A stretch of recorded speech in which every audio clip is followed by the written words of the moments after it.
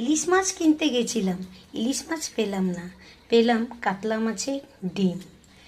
এতে দিয়েছে এখন হলুদ, নুন আর জিরে গুঁড়ো আর আপনার সামান্য লঙ্কা গুঁড়ো। এইবারে দেব রসুন কুচি, পেঁয়াজ কুচি ও কাঁচা লঙ্কার একটু দিয়ে এবারে আমি মিক্সড করব। আর 1 চামচের মতন চাল গুঁড়ি। কড়াই বসিয়ে দিয়েছি, কড়াইয়ে তেল গরম হচ্ছে।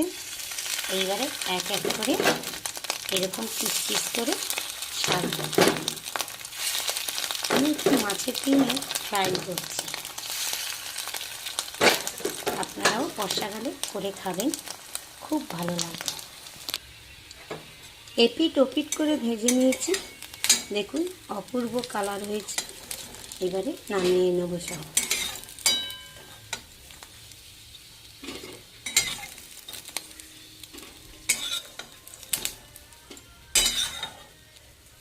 ওঠ ভাই ওঠ, তাড়াতাড়ি ওঠ। এইবারে পরিবেশন করব।